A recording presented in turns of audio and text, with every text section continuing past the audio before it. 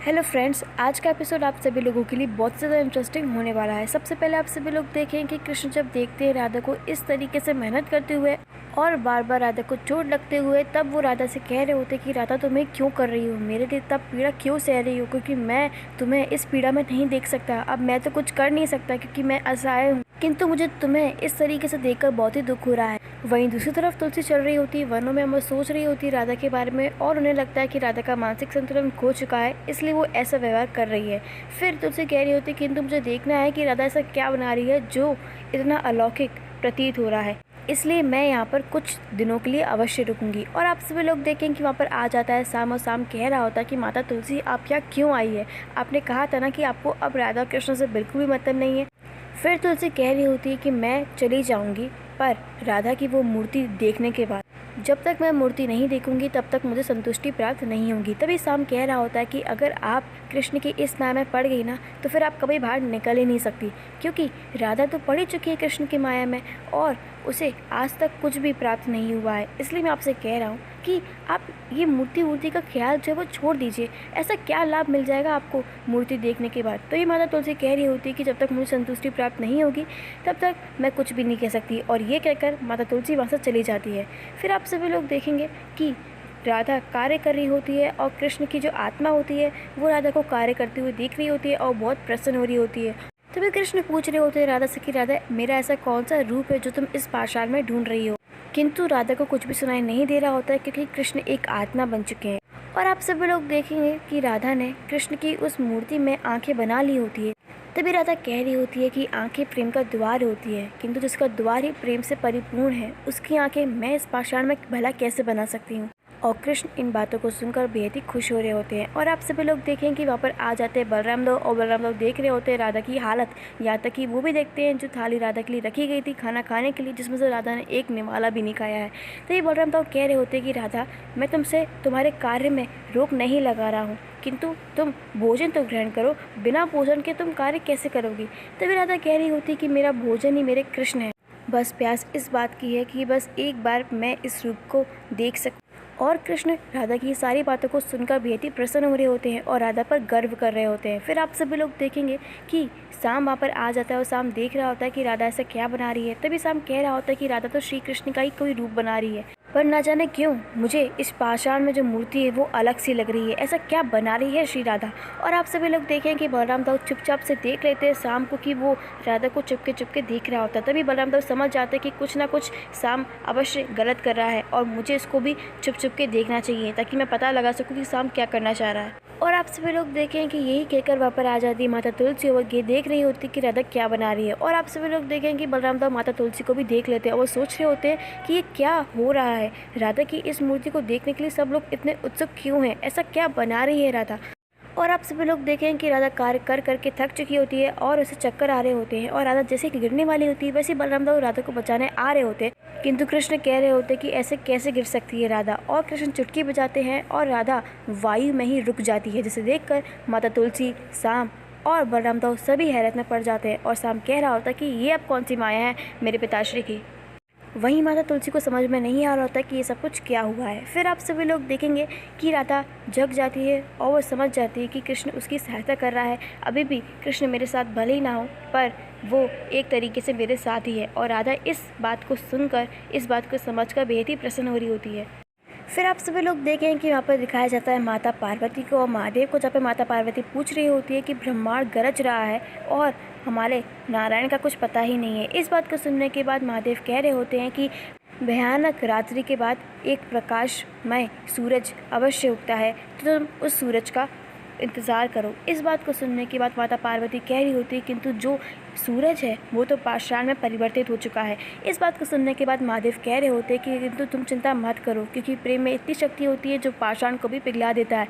फिर ये तो राधा का प्रेम है, तो राधा का प्रेम तो है ही सर्वोत्तम। और आप सभी लोग देखेंगे माता पार्वती को समझ में नहीं आ रहा होता कि सब कुछ क्या हो रहा है। तो ये महादेव कह रहे होते कि तुम बिल्कुल मत चिंता करो, क्योंकि राधा जो बना रही है वो साधारण चीज़ नहीं है। तो ये माता पार्वती कह रही होती कि अच्छा, ऐसा कौन सा रूप निकलने वाला है इस पाषाण में। तभी महादेव कह रहे होते कि ये तो मेरे नारायण को ही पता है। फिर आप सभी लोग देखें कि माता पार्वती पूछ रही होती कि अच्छा, तो आपके नारायण कहाँ हैं। फिर महादेव कह रहे होते कि ऐसा क्यों कह रही हो पार्वती, नारायण तो सृष्टि के हर कण कण में है, तो तुम ऐसे नहीं कह सकती हो।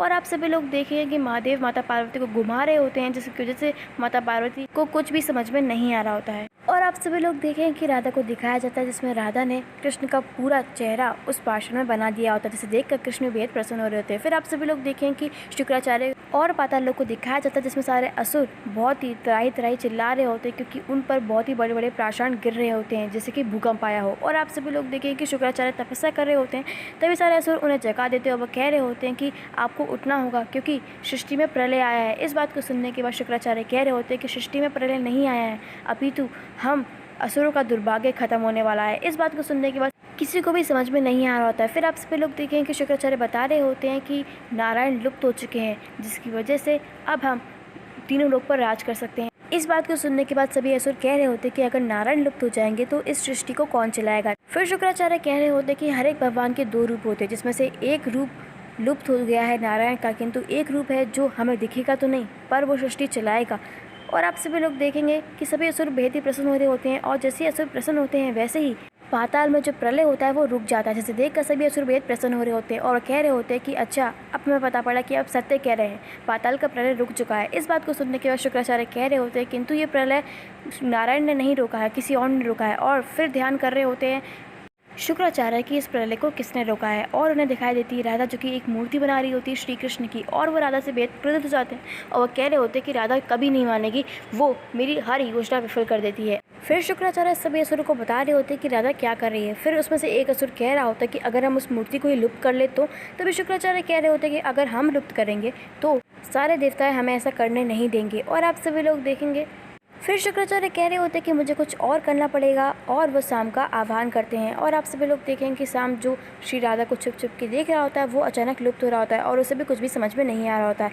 फिर आप सभी लोग देखें कि शाम पहुंच जाता है शुक्राचार्य के पाताल लोक में, और आप सभी लोग देखें कि रात्रि हो जाती है और राधा तब भी अपने कार्य में लगी हुई होती है। तभी कृष्ण कह रहे होते हैं राधा से कि राधा आप थोड़ा विश्राम कर लो। और आप सभी लोग देखें कि राधा को ऐसा आभास होता है कि कृष्ण ने उनसे कहा कि वो विश्राम कर ले। फिर राधा को यही उचित लगता है और राधा फिर सोने का प्रयास कर रही होती है, किंतु बार बार वो उस मूर्ति को देख रही होती है। फिर आप सभी लोग देखें कि राधा जैसे ही उस मूर्ति की नेत्र को देखती है तो उसे पलक झपकी हुई दिखती है और वो उसे लगता है कि उसका भ्रम है, किंतु दोबारा ऐसा होता है। फिर राधा खड़ी हो जाती है, वो कह रही होती है कि मैंने क्या देखा, कदाचित ये शायद मेरे मन का भ्रम हो, क्योंकि मैं सुबह से कार्य कर रही हूँ और मैं कृष्ण की याद कर रही हूँ, इसलिए मुझे ये सब कुछ दिख रहा है। और कृष्ण को भी कुछ भी समझ में नहीं आ रहा होता है कि ये सब कुछ क्या हो रहा है, पलक कैसे झपक रही है। फिर आप सभी लोग देखेंगे कि बलराम तो कह रहे होते हैं कि राधा को हो क्या गया है, कैसे पलक झपक सकती है। और फिर जब बलराम तो देखते हैं उस मूर्ति को तो उनको भी पलक झपकी हुई दिखती है। और आप सभी लोग देखेंगे कि वो कह रहे होते हैं कृष्ण से कि कान्हा, तुम मेरी राधा को क्यों परेशान कर रहे हो,